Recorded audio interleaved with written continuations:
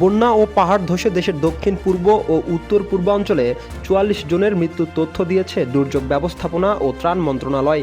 মন্ত্রণালয়ের হিসেবে টানা বৃষ্টি ও পাহাড়ি ঢলের প্রভাবে সৃষ্ট এই দুর্যোগে খাগড়াছড়ি, রাঙ্গামাটি, বান্দরবান, কক্সবাজার, চট্টগ্রাম, মৌলভীবাজার ও হবিগঞ্জ জেলায় ক্ষতিগ্রস্ত হয়েছেন ১০,২২,৯৬৩ জন মানুষ।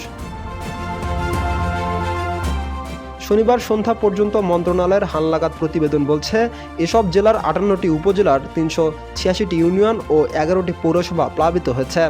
৭ জেলায় পানিবন্দী হয়ে পড়েছেন ২,৬৭,৯১৮টি পরিবার। মন্ত্রণালয়ের তথ্য বলছে, বন্যা ও পাহাড় ধসে সবচেয়ে বেশি প্রাণহানির ঘটনা ঘটেছে কক্সবাজারে। সেখানে পাহাড় ধস ও বন্যায় ২৩ জন মারা গেছেন। নিহতদের মধ্যে ১০ জন স্থানীয় বাসিন্দা এবং ১৩ জন রোহিঙ্গা নাগরিক। কক্সবাজারে আহত হয়েছেন ২৪ জন। এদিকে বিভাগীয় শহর চট্টগ্রামে বন্যা ও দেওয়াল ধসের ঘটনায় ১১ জন নিহত হয়েছেন এবং ১২ জনের আহত হওয়ার তথ্য দিয়েছে মন্ত্রণালয়। পার্বত্য জেলা বান্দরবানে ঢলের পানিতে ভেসে ও পাহাড় ধসে প্রাণ হারিয়েছেন ৬ জন, আহতের সংখ্যা ২। আরেক পার্বত্য জেলা রাঙ্গামাটিতে মৃত্যু হয়েছে ৩ জনের। দেশের উত্তর পূর্বাঞ্চলের জেলা মৌলভীবাজারে বন্যায় ১ জনের মৃত্যু হয়েছে। মাঠ পর্যায়ে পরিস্থিতি বিশ্লেষণ করে দেখা গেছে, এবারের বন্যায় সবচেয়ে বেশি মানুষ ক্ষতিগ্রস্ত হয়েছে চট্টগ্রাম জেলায়।